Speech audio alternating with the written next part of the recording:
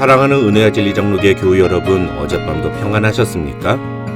오늘도 우리를 구원하신 하나님의 은혜를 알고 우리의 몸을 들여 하나님께 영광을 돌리는 저와 여러분이 되시기를 주님의 이름으로 축원합니다. 오늘 새벽에 만나 본문은 고린도전서 7장 1절에서 9절입니다. 고린도전서 7장 1절에서 9절을 제가 읽어드리겠습니다.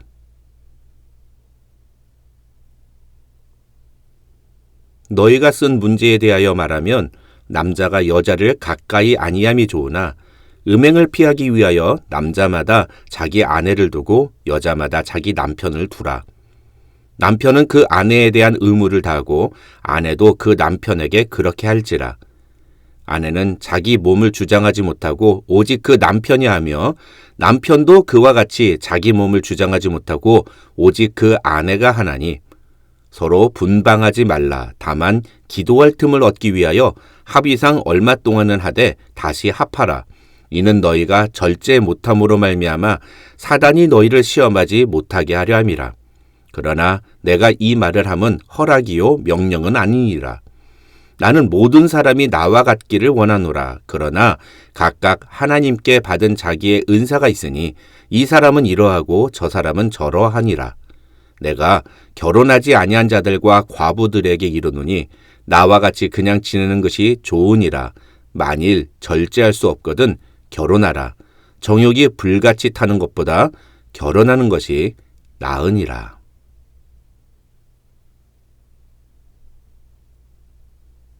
(5장과 6장에서) 고린도 교회 안에서 일어난 성적인 문제에 대해서 이야기한 바울은 이제 오늘 본문인 7장에서는 그리스도인이 가져야 할 결혼 생활의 원리에 대해서 다룹니다.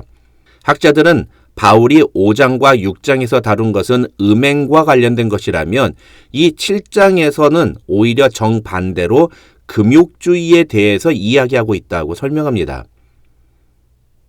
7장에 나오는 내용을 세부적으로 나누면 한 7가지로 나눌 수 있지만 그것을 크게 묶으면 크게 4부분으로 구분이 가능합니다. 그 4부분 중에 3가지는 결혼에 대한 내용으로 먼저 1절로 9절에서 바울은 결혼 생활의 동기와 의무를 이야기하고 둘째로 10절로 16절에서는 이혼에 대해서 이야기합니다. 그리고 25절로 40절에서 바울은 마지막으로 결혼과 독신 생활에 대한 바른 이해가 무엇인지를 제시합니다.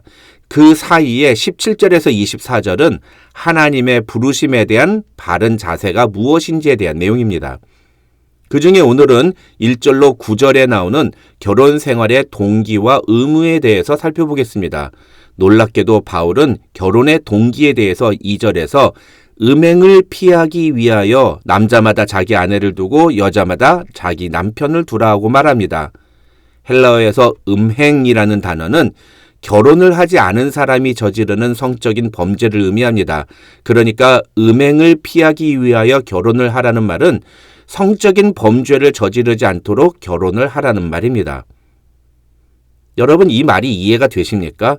결혼은 사랑의 결과이어야지 누가 결혼을 성적인 범죄를 저지르지 않기 위해서 하겠습니까?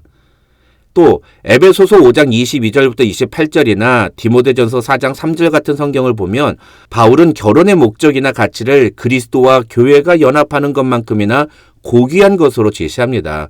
그런데 왜 오늘 본문에서 바울은 결혼을 음행을 피하기 위해서 하라고 말하고 있는 걸까요?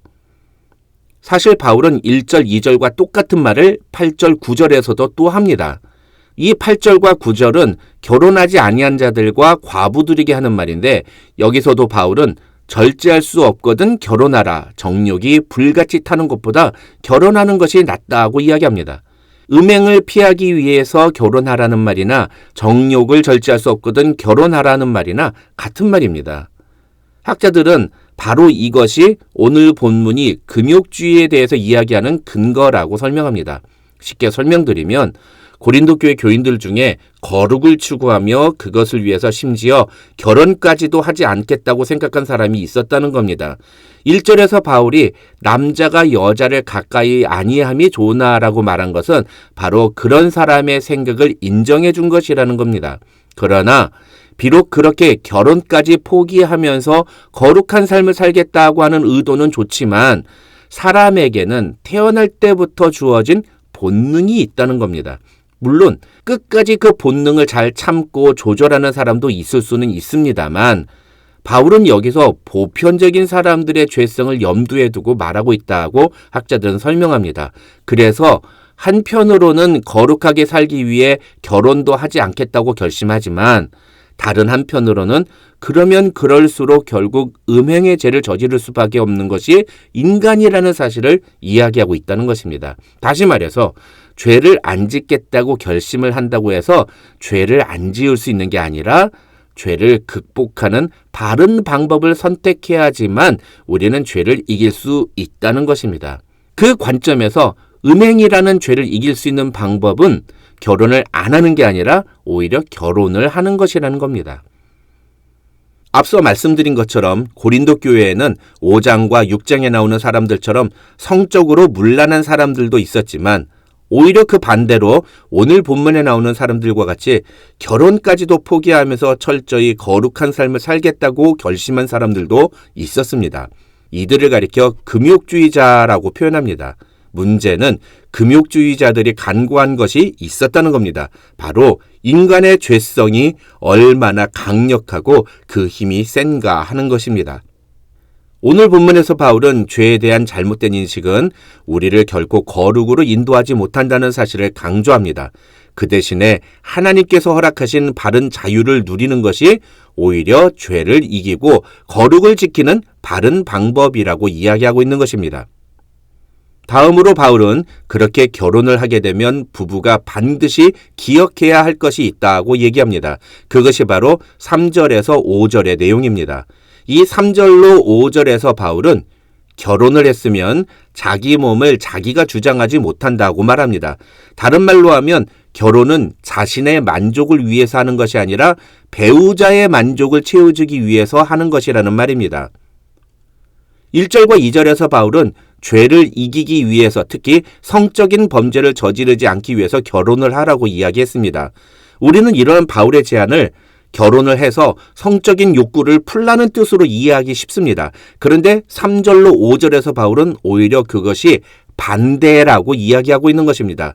내 욕구를 푸는 게 아니라 배우자의 욕구를 풀어주는 것이 결혼의 의무라는 것입니다. 오늘 새벽의 만나에서 가정생활과 부부관계에 대해서 이야기하는 것이 핵심이 아니기 때문에 그런 부분에 대해서는 더 이상 언급하지 않겠습니다. 다만 중요한 것은 죄를 이기고 거룩한 삶을 살아야 하는 것은 남자나 여자나 모두 다 똑같고 그렇기 때문에 결혼을 통해서 서로가 서로를 보호하며 죄를 이길 수 있도록 도와주어야 한다는 것입니다. 다시 말하면 죄를 이기는 것은 나 혼자만의 힘으로 되는 것이 아니라 서로의 도움이 필요하다는 것입니다. 그게 가장 먼저는 부부이어야 하고 나아가서는 그리스도 안에서 한 지체가 된 공동체 지체들이어야 한다는 것입니다. 바울은 5절에서 심지어 기도 생활조차도 부부 사이의 책임과 의무를 거부하는 이유가 되어서는 안 된다고 말합니다. 5절에서 서로 분방하지 말라 하는 말은 부부관계를 회피하지 말라는 말입니다. 기도 때문이라고 해도 서로 합의를 해야 한다는 것입니다. 부부간에 합의되지 않은 일방적인 신앙의 결단은 결코 하나님이 기뻐하시는 일이 아닐 뿐더러 오히려 폭력에 가까운 것이라는 것입니다. 기도해야 할 때가 있습니다. 결단해야 할 때가 있습니다. 그러나 부부가 함께 신앙생활을 하는 분들이라면 절대로 혼자만의 결정으로 해서는 안 됩니다. 부부가 함께 마음을 모아야 합니다.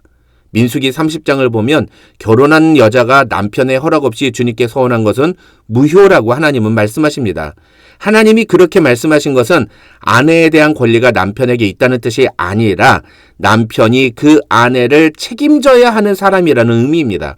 기도하는 것은 영적인 일입니다. 그런데 기도한다고 남편과 아내가 서로에 대한 책임을 다하지 않는다면 그것은 옳은 일이 아니라는 것입니다.